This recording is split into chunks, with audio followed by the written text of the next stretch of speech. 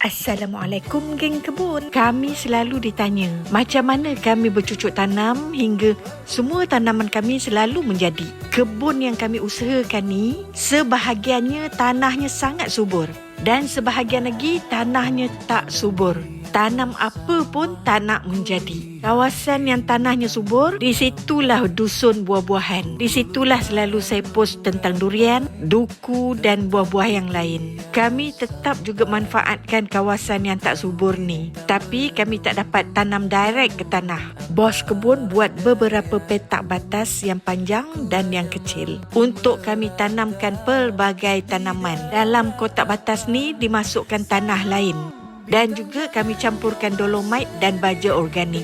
Di sebelah petak-petak batas ni, bos kebun buat greenhouse. Dalam greenhouse ni kami tanam banyak strawberry. Dan kadang-kadang burung tersesat masuk dalam greenhouse ni.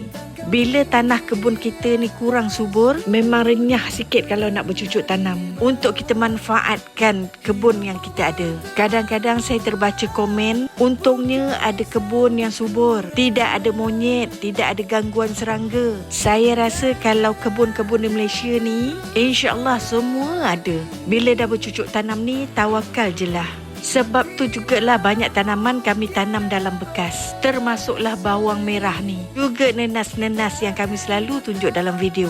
Kesemuanya kami tak tanam direct ke tanah. Dan saya selalu sebut, struktur tanah setiap tempat tu tak sama. Apapun, Alhamdulillah. Assalamualaikum geng kebun. Kami selalu ditanya macam mana kami bercucuk tanam hingga semua tanaman kami selalu menjadi. Kebun yang kami usahakan ni sebahagiannya tanahnya sangat subur dan sebahagian lagi tanahnya tak subur.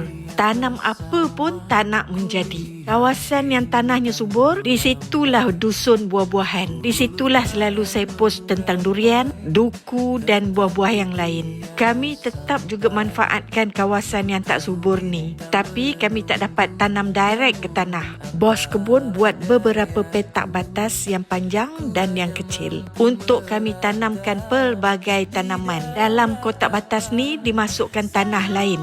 Dan juga kami campurkan dolomite dan baja organik.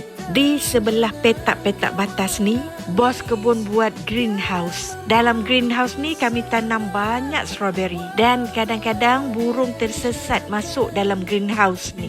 Bila tanah kebun kita ni kurang subur, memang renyah sikit kalau nak bercucuk tanam. Untuk kita manfaatkan kebun yang kita ada. Kadang-kadang saya terbaca komen, untungnya ada kebun yang subur. Tidak ada monyet, tidak ada gangguan